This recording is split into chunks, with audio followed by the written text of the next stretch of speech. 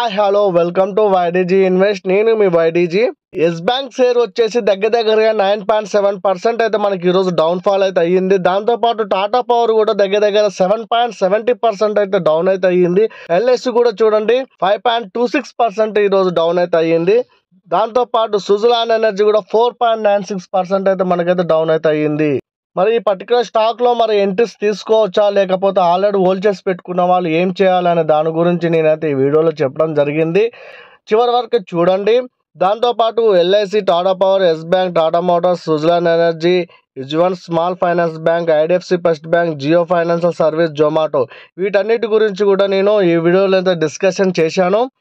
ముందుకు వెళ్ళే ముందు ఒక చిన్న రిక్వెస్ట్, మన ఛానల్ని ఇంతవరకు సబ్స్క్రైబ్ చేసుకోకపోతే సబ్స్క్రైబ్ చేసుకోండి. పక్కనే ఉన్న బెల్ ఐకాన్ యాక్టివేట్ చేసుకోండి. ఆలస్యం చేయకుండా వీడియోలోకి వెళ్ళిపోదాం. ముందుగా ఎల్ఐసిని నేను 945 ఈ లెవెల్స్లో ఉన్నప్పుడైతే ఎల్ఐసిని అయితే నేను లాంగ్ టర్మ్ ఇన్వెస్ట్మెంట్ అయితే చేసుకోవచ్చు. మీకు ఇప్పుడు ఈ ప్రైస్లో కూడా దొరకడం కష్టమైన అయితే నేనైతే ఆ రోజు అయితే చెప్పడం జరిగింది. ఇప్పటికీ చెప్తున్నాను, ఎల్ఐసి షేర్లో లాంగ్ టర్మ్ ఇన్వెస్ట్మెంట్ చేసుకోవాలనుకుంటే కళ్ళు మూసుకొని మీరు ఎంట్రీస్ అయితే తీసుకోవచ్చు. పడుతున్న కొద్దీ మనము దీంట్లో అయితే ఎంట్రీస్ అయితే తీసుకోవచ్చు. ఎల్ఐసి ఈరోజు దగ్గరగా మనకి 5.26% అయితే డౌన్ ఫాల్ అయితే అయ్యింది. పైకి వెళ్ళినప్పుడు కాదండి కొనేది, ఇలా డౌన్ ఫాల్ అవుతున్నప్పుడు బై చేసుకొని పెట్టుకుంటేనే మనకు మంచి రిటర్న్స్ అయితే ఇస్తుంది. టాటా పవర్, టాటా మోటార్స్, ఈ షేర్స్ కూడా మనము లాంగ్ టర్మ్ ఇన్వెస్ట్మెంట్ చేసుకోవాలనుకుంటే కళ్ళు మూసుకొని ఎంట్రీస్ తీసుకోవచ్చు. ఇలాంటి స్టాక్స్ మనం పడుతున్నప్పుడల్లా ఎంట్రీస్ అయితే తీసుకోవాలి. లాంగ్ టర్మ్ ఇన్వెస్ట్మెంట్కి ఇవి చాలా మంచి స్టాక్స్ అయితే నేను చెప్తాను. రీసెంట్ టైంలో టాటా పవర్ కూడా చాలా ర్యాలీ అయితే ఇచ్చింది. అందుకని మనకి ఈ స్టాక్లలో మనకైతే ప్రాఫిట్ బుకింగ్స్ అయితే కనపడుతున్నాయి. 7.70% మనకి ఈరోజు అయితే డౌన్ఫాల్ అయితే అయ్యింది టాటా పవర్ అయితే. ఇప్పుడు ఒక ఇన్వెస్టర్గా మనం ఏం చేయాలంటే, ఇలా పడుతున్నప్పుడు బాధపడొద్దండి. ఇలా పడుతున్నప్పుడు మనము సంతోషంగా డిస్కౌంట్లో దొరుకుతుందనేసి మనమైతే తక్కువలో దొరుకుతుందనేసి మనం ఎంట్రీస్ అయితే తీసుకొని లాంగ్ టర్మ్ హోల్డ్ చేసుకోవచ్చు. లాంగ్ టర్మ్ ఇన్వెస్ట్మెంట్ చేసుకోవాలనుకున్న వారు మార్కెట్ గురించి పట్టించుకోవాల్సిన అవసరం లేదు. ఈ కంపెనీలలో మనకి ఎలాంటి నెగిటివ్ అయితే లేదండి. మంచిగా గ్రోత్ అవుతున్న స్టాక్స్, మంచిగా గ్రో అవుతున్న స్టాక్స్, మంచి ఫండమెంటల్గా స్ట్రాంగ్ ఉన్న స్టాక్స్, ఇవన్నీ మనము ఇలా డిప్లలో మనకి ఇలా తక్కువలో ఇలా డౌన్ అవుతున్నప్పుడు మనం ఎంట్రీస్ అయితే తీసుకోవచ్చు. ఫ్రెష్ ఎంట్రీస్ అయినా ఆల్రెడీ హోల్డ్ చేసి పెట్టుకున్న వాళ్ళు ఇంకేమైనా యాడ్ చేసుకోవాలనుకున్నా మీరు ఈ పర్టికులర్ స్టాక్లో అయితే మీరు ఎంట్రీస్ అయితే తీసుకొని లాంగ్ టర్మ్ అయితే హోల్డ్ చేసుకోవచ్చు. Next Jio finance. అంతకుముందుకు జియో ఫైనాన్స్ గురించి చెప్పినప్పుడల్లా నేను ఇదైతే లాంగ్ టర్మ్ ఇన్వెస్ట్మెంట్ చేసుకోండి అయితే నేను చెప్పాను. ఇప్పటికీ నేను చెప్తున్నాను, జియో ఫైనాన్స్లో లాంగ్ టర్మ్ ఇన్వెస్ట్మెంట్ అయితే చేసుకోండి. ఇది కింద పడేది తక్కువ, పైకి వెళ్ళే ఛాన్సే ఎక్కువ ఉంది. చూడండి దగ్గరగా 289 లెవెల్స్ దాకా అయితే మనకైతే ఈ స్టాక్ అయితే వెళ్ళింది రీసెంట్ టైంలో. మళ్ళీ ఈ స్టాక్ మనకి ఇప్పుడు మనకు బయింగ్ ఆపర్చునిటీ అయితే ఇస్తుందైతే నాకు అనిపిస్తుంది. ఇంకా పడుతున్నా మనం ఈ స్టాక్లో అయితే ఎంట్రీస్ తీసుకొని లాంగ్ టర్మ్ ఇన్వెస్ట్మెంట్ చేసుకోవచ్చు. ఈ జియో ఫైనాన్స్ వాళ్ళు ఏమైనా చేయగలుగుతారండి. పేటిఎంని మనం ఓవర్కమ్ చేస్తుందనేసి ఆ న్యూస్ రావడం వల్ల ఎంతగా మనకైతే పెరిగిందో మీరు గమనించి ఉండొచ్చు. Jio finance long term investment చేసుకుంటే మంచి రిటర్న్స్ అయితే ఇస్తాయి. నెక్స్ట్ జొమాటో. నా ఛానల్ క్రియేట్ చేసిన కానుంచి నేను జొమాటోని బై చేసుకోండి అని చెప్పుకుంటూ వస్తూనే ఉన్నాను. ఒకానొక టైంలో 3 days నుంచి డౌన్ అవుతున్నా కానీ నేను బై చేసుకోమని చెప్పాను. స్టాప్ లాస్ వచ్చేసి 120, 122 స్టాప్ లాస్ మెయింటైన్ చేసుకోమని షార్ట్ టర్మ్ ఇన్వెస్ట్మెంట్ వాళ్ళకైతే చెప్పడం జరిగింది. వాళ్ళకి టార్గెట్స్ 140, 150, 170, 180, 190 అయితే చెప్పడం జరిగింది. ఆల్రెడీ మనకి ఇప్పుడు ఈ స్టాక్ వచ్చేసి 140 లెవెల్ని క్రాస్ అయ్యింది. దాంతోపాటు 150ని కూడా క్రాస్ చేసింది. ఆల్రెడీ దగ్గరగా ఈరోజు చూసుకుంటే 160కి దగ్గరకు అయితే వచ్చిపోయింది. త్వరలో 160 లెవెల్స్ క్రాస్ చేస్తుంది కూడా. రిజల్ట్ అయితే చాలా బాగా వచ్చాయి. నేను అనుకున్న దానికంటే ఎక్కువనే వచ్చేది. నేను ఈ క్వార్టర్ రిజల్ట్ ఓన్లీ 50 crores వచ్చినా చాలా అనుకున్నాను. 130 crores ప్లస్ మనకైతే ప్రాఫిట్లో చూపించింది. లాస్ట్లో ఉన్న ఈ కంపెనీ లాస్ట్ 3 quarters నుంచి మనకైతే ప్రాఫిట్లో చూపిస్తుంది. ఈ జొమాటో స్టాకు క్వార్టర్లో చూసుకుంటే కూడా మనకి ఇంక్రిమెంట్ అయితే కనపడుతుంది. జొమాటో షేర్ని నేను ఇప్పటికీ చెప్తున్నాను, 180, 190 లెవెల్స్ మనమైతే టార్గెట్స్ పెట్టుకుని అయితే ఎంట్రీస్ అయితే తీసుకోవచ్చు. ఎనలిస్టులు అందరూ జొమాటోకి 205 దాకా టార్గెట్స్ అయితే ఇస్తున్నారు. నెక్స్ట్ వచ్చేసి ఐడిఎఫ్సి ఫస్ట్ బ్యాంక్ రిజల్ట్ వచ్చిన కాడ నుంచి మనకైతే ఇది డౌన్ అయ్యింది. ఆ తర్వాత మధ్యలో ఒకసారి 78 79 మధ్యలో అయితే మనకు ఒకసారి అయితే పెద్ద ఇన్వెస్టర్లు బై చేయడం వల్ల మనకు ఆ రోజు అయితే ర్యాలీ అయితే ఇచ్చింది, దగ్గర 4% వరకు అయితే ర్యాలీ ఇచ్చింది. మళ్ళీ ఇప్పుడైతే మన డౌన్ అవుతూ వచ్చి మన అదే లెవెల్స్ దగ్గరికి అయితే పోతుంది. IDFC first bank current price లో కూడా మనం లాంగ్ టర్మ్ ఇన్వెస్ట్మెంట్ చేసుకోవాలనుకుంటే కళ్ళు మూసుకొని ఎంట్రీస్ అయితే తీసుకోవచ్చు. ఈ పర్టికులర్ స్టాక్ లో ఇప్పుడు కూడా మీరు షార్ట్ టర్మ్ ఇన్వెస్ట్మెంట్ అయితే చేసుకోవచ్చు.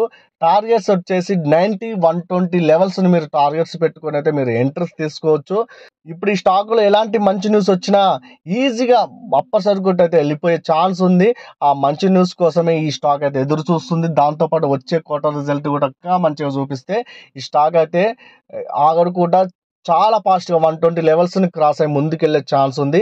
నెక్స్ట్ స్టాక్ వచ్చేసి సుజలాన్ ఎనర్జీ అండి.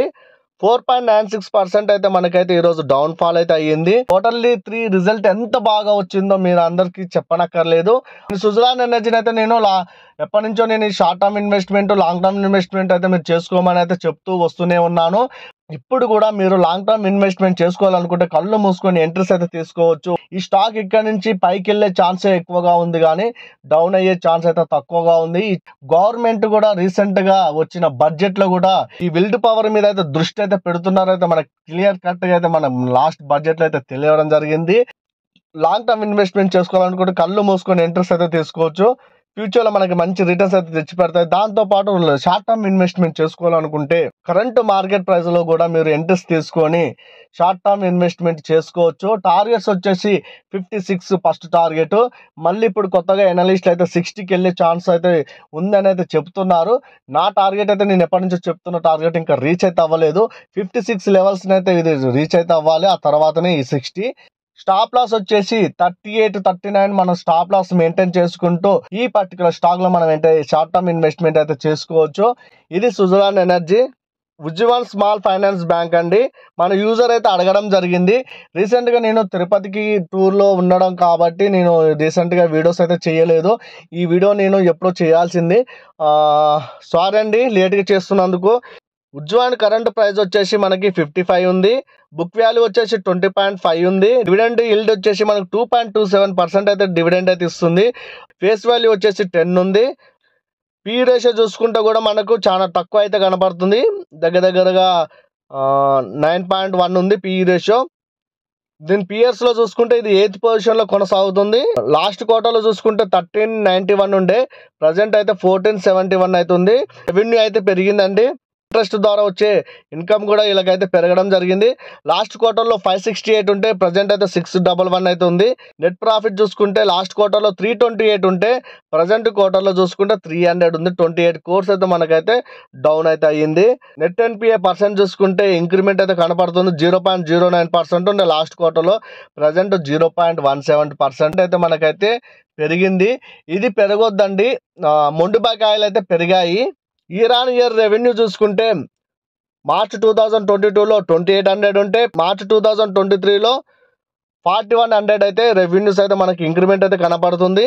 Net profit year on year basis చూసుకుంటే మనము మార్చ్ 2022లో 415 crores మనకి లాస్ చూపిస్తే మార్చ్ 2023లో 1100 crores మనకు ప్రాఫిట్ లో చూపించింది. క్వార్టర్ నెట్ ప్రాఫిట్ కొద్దిగా తగ్గింది కానీ ఇయర్ ఆన్ ఇయర్ బేసిస్ లో అయితే మనకు చాలా బాగా అయితే ప్రాఫిట్ అయితే గెయిన్ చేసింది. బారోయింగ్స్ చూసుకుంటే ఇయర్ ఆన్ ఇయర్ లో 20,000 crores అయితే మనకు అప్పులు అయితే ఉంది. ప్రజెంట్ అయితే 8,000 crores అయితే మనకి ఇంక్రిమెంట్ అయితే కనిపించింది. ఫిక్స్డ్ అసెట్ చూసుకుంటే 244 crores అయితే మార్చ్ 2022లో ఉంటే మార్చ్ 2023 కల్లా 265 crores అయితే మనకు ఫిక్స్డ్ అసెట్స్ కూడా పెరిగాయి. కాకపోతే అప్పులు మాత్రం బాగా పెరిగాయి. ఇదొక నెగిటివ్ ఫ్యాక్టర్ అని చెప్పుకోవచ్చు. దాంతోపాటు షేర్ హోల్డింగ్ ప్యాటర్న్ చూసుకుంటే ప్రమోటర్స్ అయితే మనకు చూడండి 73.66% ఉంటే డిసెంబర్ 2023లో 73.60% అయితే ఉన్నారు. కొద్దిగా 0.6% అయితే డౌన్ అయితే అయ్యారు. ఎఫ్ఐఎస్ వాళ్ళైతే స్టేక్ అయితే పెంచుకోవడం జరిగింది. లాస్ట్ క్వార్టర్లో 3.54% ఉంటే డిసెంబర్ క్వార్టర్లో 3.70% అయితే స్టేక్ అయితే పెంచుకోవడం జరిగింది. డిఏఎస్ వాళ్ళు చూసుకుంటే 4.21% స్టేక్ ఉంటే డిసెంబర్ క్వార్టర్కి వచ్చేసరికి వాళ్ళ స్టేక్ అయితే తగ్గించుకున్నారు 3.99%. ఉజ్జీవన్ స్మాల్ ఫైనాన్స్ బ్యాంకు మనం కొద్దిపాటి ఇన్వెస్ట్మెంట్ అయితే చేసుకోవచ్చు. లాంగ్ టర్మ్ ఇన్వెస్ట్మెంట్ చేసుకోవాలనుకుంటే యుజ్వన్ స్మాల్ ఫైనాన్స్ బ్యాంక్ గురించి ఏమైనా అప్డేట్స్ ఉన్నా నేను మన వీడియోలో అయితే చెప్పడం జరుగుతుంది. మీరు ఈ పర్టికులర్ స్టాక్లో ఆల్రెడీ హోల్డ్ చేసి పెట్టుకున్న వాళ్ళైతే హోల్డ్లోనే ఉండండి. మన ఛానల్ని ఇంతవరకు సబ్స్క్రైబ్ చేసుకోకపోతే సబ్స్క్రైబ్ చేసుకోండి, పక్కనే ఉన్న బెల్ ఐకాన్ యాక్టివేట్ చేసుకోండి. అలా చేసుకోవడం వల్ల నేను పెట్టిన వీడియో మీరు మిస్ అవ్వకుండా ఉంటారు. ఈ వీడియో కనుక మీకు నచ్చితే లైక్ చేయండి. కింద కామెంట్ సెక్షన్లో మీకు ఏమైనా డౌట్స్ ఉన్నా కామెంట్ సెక్షన్లో కామెంట్ చేయండి. ఉంటానండి. Bye bye. Thank you for watching.